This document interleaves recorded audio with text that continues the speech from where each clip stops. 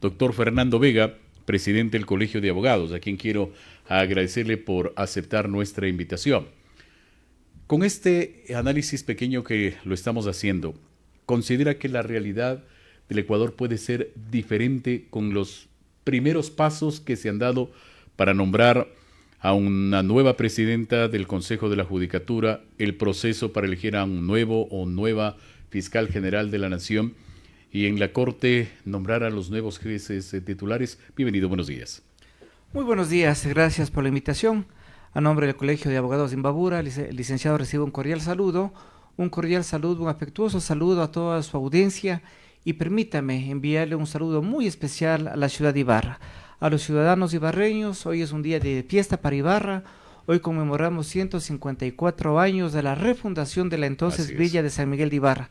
Una fecha histórica, una fecha que tiene que traernos recuerdos, ¿no?, a las actuales generaciones de lo que vivieron nuestros antepasados, de un trágico terremoto del 16 de agosto de 1868 y luego pues de esos 4 años en el sector de Santa María de la Esperanza, retornaron a Ibarra nuevamente los sobrevivientes de aquella gran catástrofe. Y eso pues llama también a meditar de que necesitamos cambiar. Los ciudadanos necesitamos cambiar para conservar las buenas cosas, las buenas costumbres. Y como usted bien lo dice, hemos vivido en estos últimos años serias circunstancias por la corrupción, por la delincuencia. El sector de justicia no ha permanecido aislado. Hemos visto con muchísimo pesar que inclusive pues uno de los últimos presidentes del Consejo de la Judicatura se encuentra detenido. Así es, Wilman Terán, ¿no? Wilman Terán, exactamente. Y esto nos lleva a indicar con claridad de que ha habido tantos años para que la corrupción, la impunidad se fortalezcan en todas las instituciones del Estado. Hoy por hoy la lucha es grande, la lucha es difícil porque aún muchas de estas personas que cometen actos de corrupción, que quieren hacer del país prácticamente algo negativo y no positivo, aún se encuentran dentro de las instituciones del Estado. Doctor, le hago una consulta y le traslado. Hemos hablado con varios ciudadanos, la misma gente de a pie. ¿Este es el sistema o es cultura de nuestro país? Porque corrupción ha existido.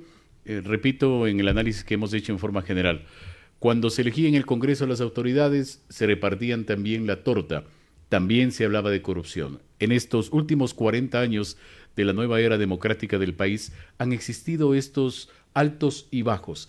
¿Es el sistema o la cultura del ecuatoriano?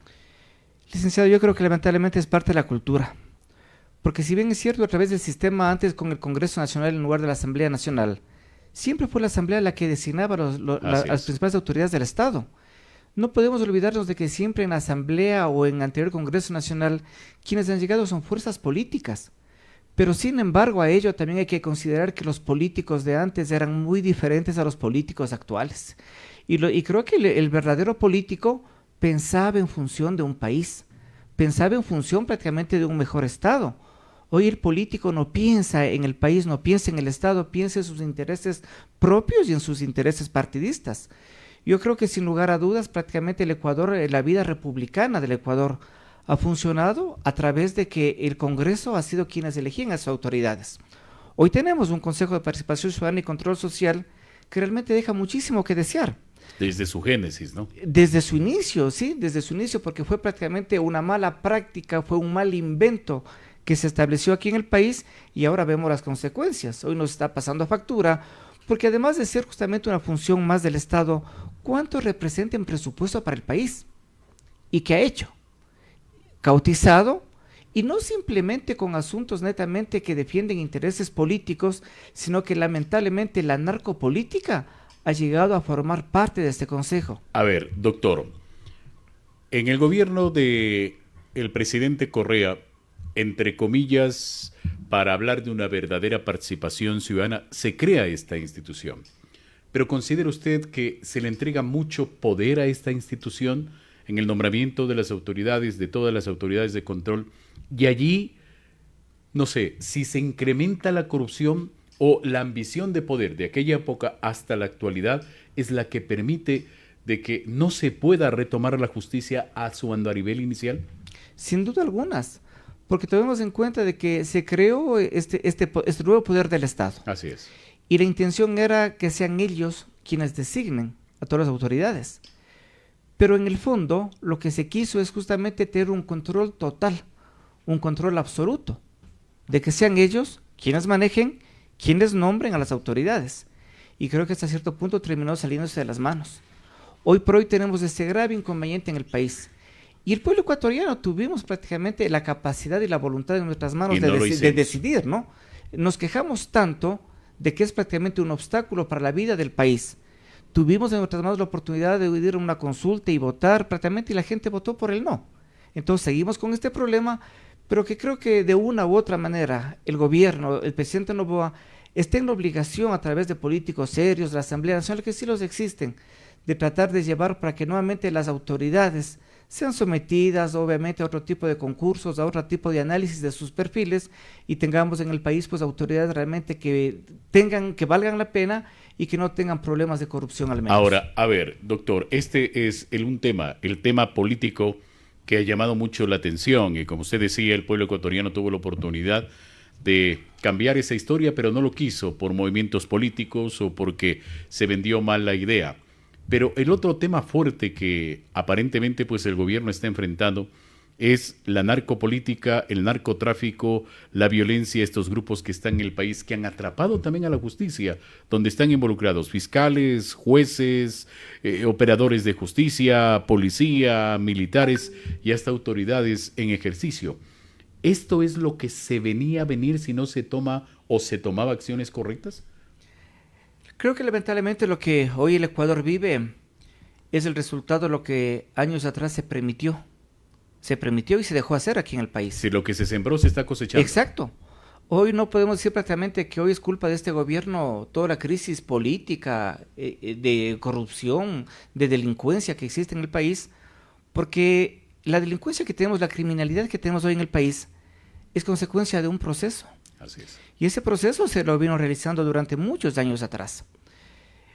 Como usted mencionaba, prácticamente hoy tenemos inclusive políticos que están detenidos, pero yendo más allá en la cuestión netamente de la justicia, no podemos también olvidarnos de un caso muy importante, como es el caso de la expresidenta de la Corte Provincial de Justicia del Guayas. Que está detenida, ¿no? Que se encuentra detenida, privada de su libertad.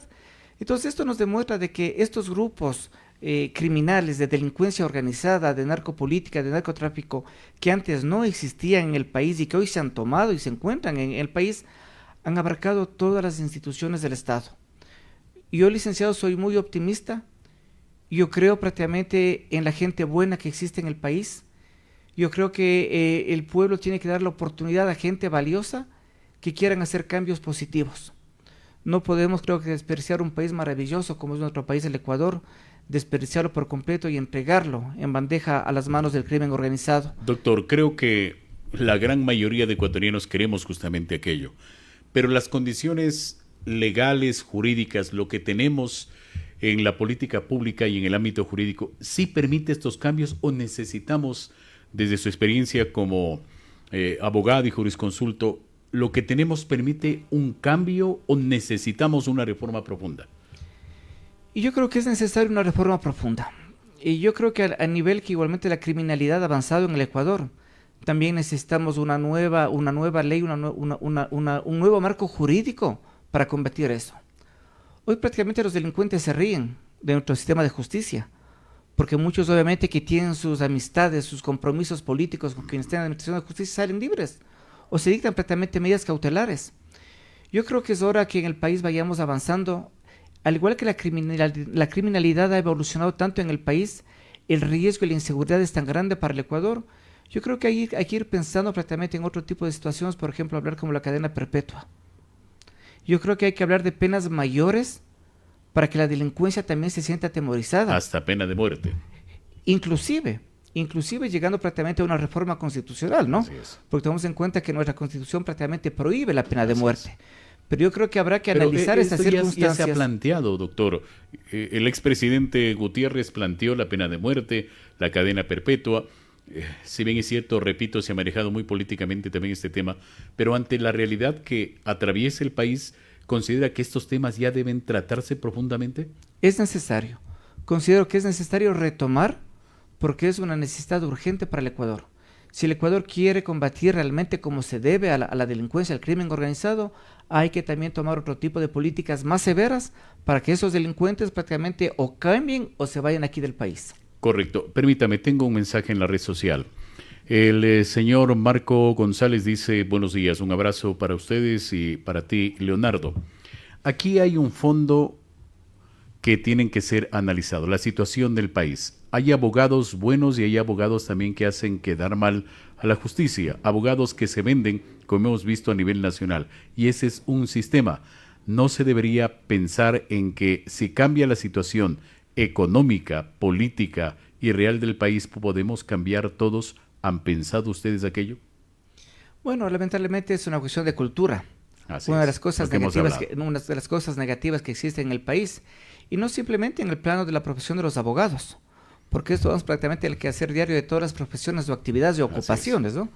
Sí, es verdad, lamentablemente también pues en nuestro gremio de Como hay abogados abogados también buenos, existen hay unos que hacen abogados quedar que mal, actúan ¿no? negativamente.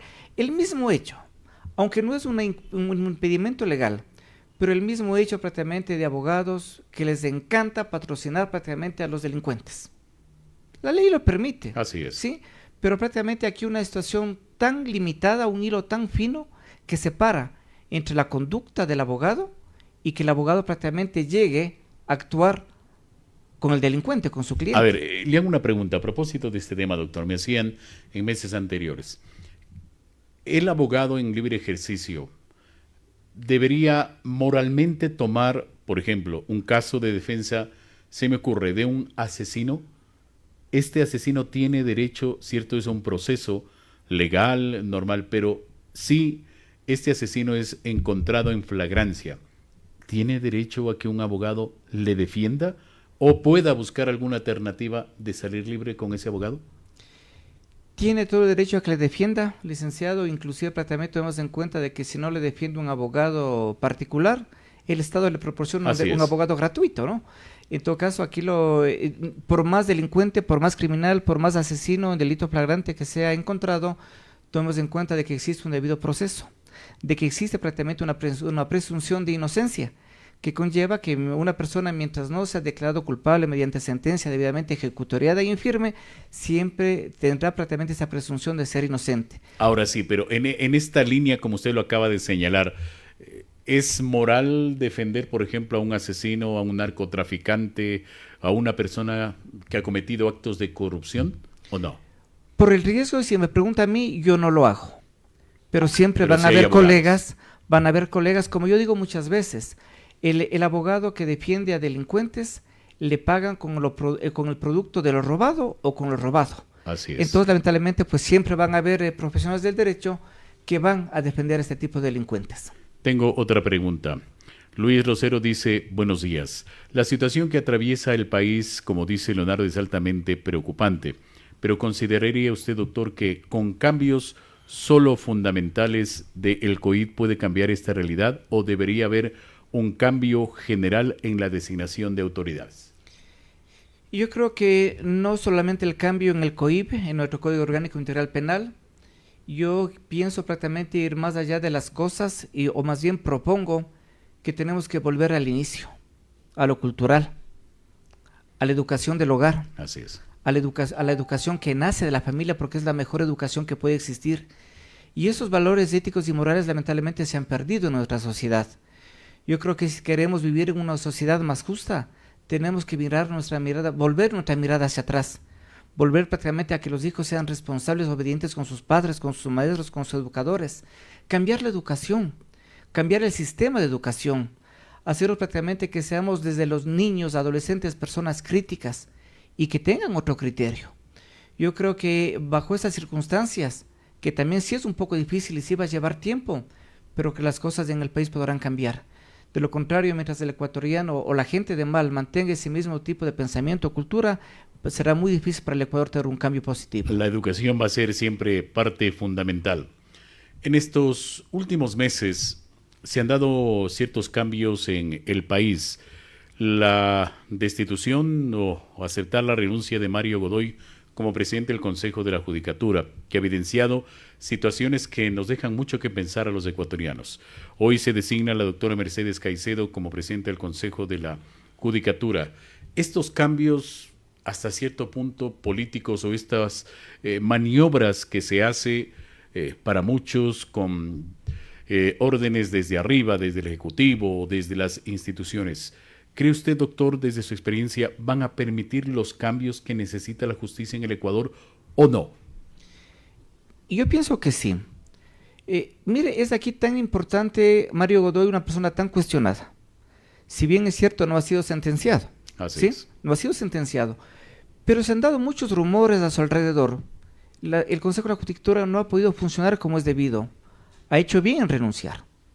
Hoy tenemos una nueva presidenta, la doctora Mercedes Caicedo, justamente, a quien le auguramos el mejor de los éxitos. Y creo que ya es hora de que tenga el Consejo de la Judicatura sus miembros completos, gente que trabaje con transparencia, que no sea cuestionada. En este caso, la doctora Mercedes tiene ese gran beneficio de que tiene una hoja de vida transparente, no tiene cuestionamiento, es una gran profesional. Sí, ¿no? Hasta aquí al menos prácticamente no ha tenido este tipo de cuestionamientos.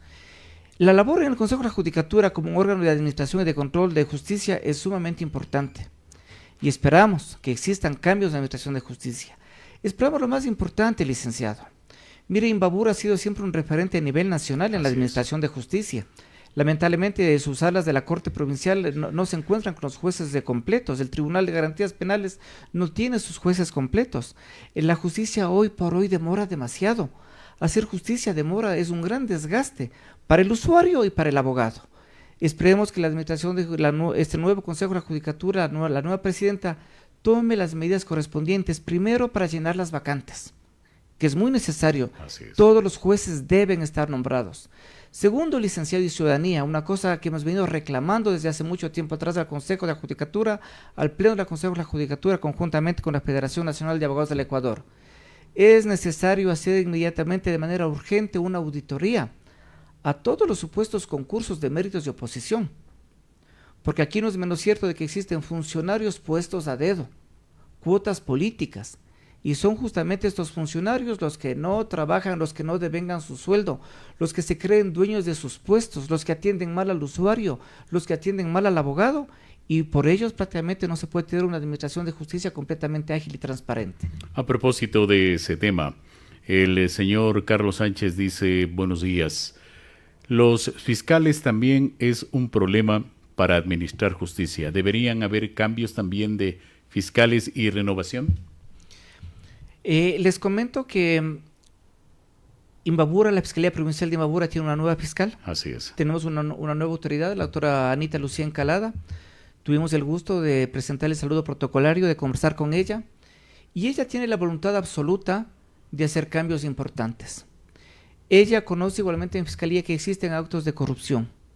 Yo creo que no podemos tapar el sol con un dedo, es de dominio público o a nivel de gremial de abogados que existen actos de corrupción en la Fiscalía. La nueva fiscal tiene esa buena voluntad de hacer cambios, de iniciar procesos investigativos, administrativos, de sacar a la gente que no esté acorde a las funciones de Fiscalía, y para ello el Colegio de Abogados de Imbabura ha expresado el completo respaldo para hacer cambios importantes también en la Fiscalía. ¿Cuál es su criterio sobre este proceso de selección del nuevo fiscal o la nueva fiscal del país? Perdón, y hay denuncias que Cintia Hacho, quien está de presidenta de esta comisión de selección, también tiene problemas, porque en este país se hace denuncias por un lado, se hace denuncias por otro lado, y como que no se garantiza la transparencia de la elección de las nuevas autoridades. ¿Cómo lo ve usted, doctor? Yo, licenciado, soy de las personas que tengo el criterio que lo que mal empieza, mal termina. Vemos hasta aquí un proceso completamente cuestionado. Así es. Y como usted bien lo dice, prácticamente inclusive si son cuestionadas las personas que están formando parte de esta comisión, ¿qué seguridad podemos tener con estas personas que ellas puedan actuar con transparencia? Difícil. Entonces yo en este caso tendríamos que voltear la página y de pronto volver a iniciar un concurso desde cero, pero nombrando miembros de una comisión, prácticamente gente que tenga una conducta intachable, que tenga una hoja de vida limpia, Y creo que ahí podríamos ver prácticamente presentando igualmente, dando la oportunidad a que también participen otras personas y se valore realmente pues sus méritos, su capacidad y más no los intereses típicamente políticos. Miriam Garcés nos pregunta, dice, buenos días, ¿Imbabura está apoyando a Andrea Casar en su postulación para fiscal general? ¿Cuál es su criterio? Bueno, como Colegio de Abogados de Imbabura no he conocido, no he tenido absolutamente conocimiento y menos aún ningún tipo de apoyo. Yo creo que en este caso Andrea Casares es una ciudadana común y corriente que se ha presentado al concurso, ella tiene su capacidad, lo ha demostrado. Y está entre los 27 que están en este proceso avanzando. Sí, ¿no? Y yo creo, y tampoco he escuchado, pues prácticamente de como ciudadanos imbabureños podríamos hacerlo, ¿no? Así es. Porque eso prácticamente pertenece a nuestra provincia, a nuestra ciudad de Ibarra, pero no más allá de eso. Yo creo que igualmente como Colegio de Abogados prácticamente somos muy respetuosos en que se haga un concurso con transparencia y sin ningún tipo de recomendaciones. Correcto. Tengo otra sugerencia y criterio. Dice, la ley en este país es a conveniencia del mejor postor y del que tiene dinero. Esta es una realidad que no la podemos ocultar. Eso debe cambiar. Por supuesto que debe cambiar.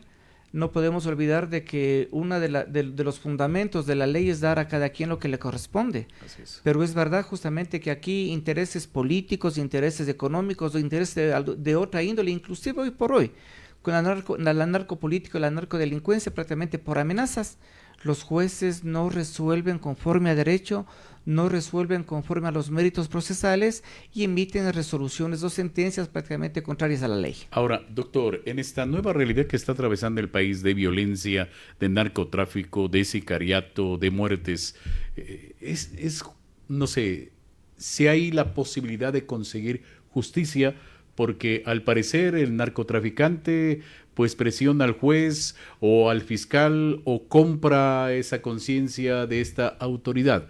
Y allí se convierte en que el sistema no permite o la situación actual del país no permite hacer justicia. Es difícil, porque creo que en ese caso si nos ponemos en los zapatos de un juez que trabaje con decencia, las amenazas que reciben hoy por hoy.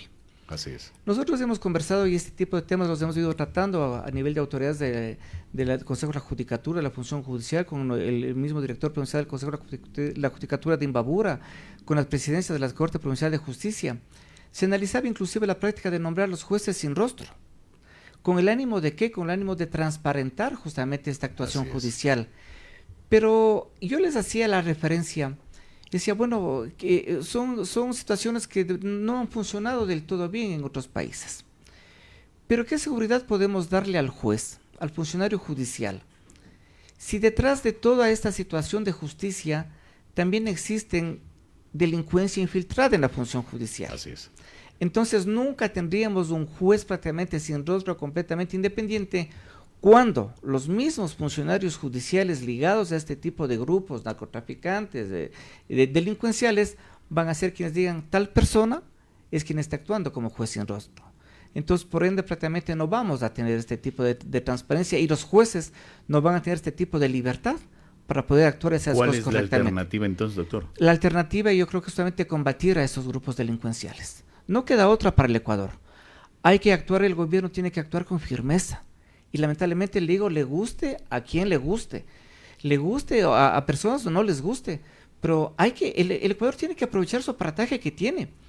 Aquí por política hemos dicho, los militares no pueden estar en las calles, los militares no pueden estar en las cárceles. Si se trata del bien común de los ciudadanos ecuatorianos, el Estado tiene que activar todo lo que dispone, policía, fuerzas armadas, ejército ecuatoriano, para combatir eficazmente a una delincuencia que hoy por hoy se está tomando todo un país completo. Lo que está haciendo el actual Ejecutivo y su institucionalidad, ¿considera que es la correcta o se debería reforzar con lo que tiene actualmente, no? Reforzar con lo que tiene, actuar con mayor eficacia. No podemos también olvidarnos de que existe también el apoyo de Estados Unidos. Creo que también existen otros países que han ofrecido ayuda estratégica para combatir la delincuencia en el país y yo creo que el gobierno tiene que acudir a todas esas instancias de todos los países que quieran voluntariamente cooperar para combatir esta delincuencia que tanto daño está haciendo al Ecuador. Aníbal Males nos pregunta, ¿se debería elegir nuevos jueces a nivel nacional? Bueno, está también pendiente el concurso para elegir jueces. Así es, en la Corte me parece que hay solo 4 de aquellos que fueron nombrados, ¿no? Y que están permanentemente. Los otros son suplentes, ¿no? Lamentablemente son suplentes y tampoco nosotros hemos dicho el requerimiento que inclusive que nombren jueces temporales o con jueces temporales. Pero el Consejo de la Judicatura, más bien lo que ellos han dicho, ellos quieren hacer los concursos. Pero tenemos en cuenta que también aquí tenemos pendiente un concurso para juez de la Corte Nacional de Justicia, que tampoco ha podido avanzar. Tiene que darse solución inmediatamente a eso. Existen problemas no solamente en Imbabura, casi en todas las provincias.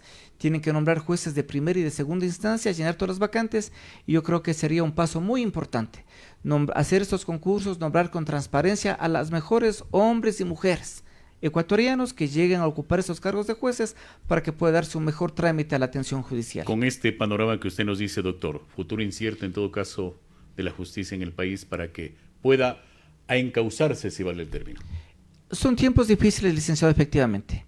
Son tiempos difíciles, hay que hacer muchísimo a nivel de justicia, pero yo creo que hoy con una nueva cabeza que se viene al Consejo de la Judicatura, esperemos que pueda desempeñarse de la mejor manera, pueda hacer las cosas correctamente, puedan nombrar a nuevos jueces, funcionarios judiciales correctos y también puedan apartar, sacar a personas prácticamente indeseables que tanto daño le están haciendo a la administración de justicia. Esperemos que sí, esperemos que la doctora Mercedes Caicedo tome las acciones correctas y sobre todo darle la confianza necesaria al pueblo ecuatoriano. Doctor, qué gusto saludarle, muchas gracias por acompañarnos.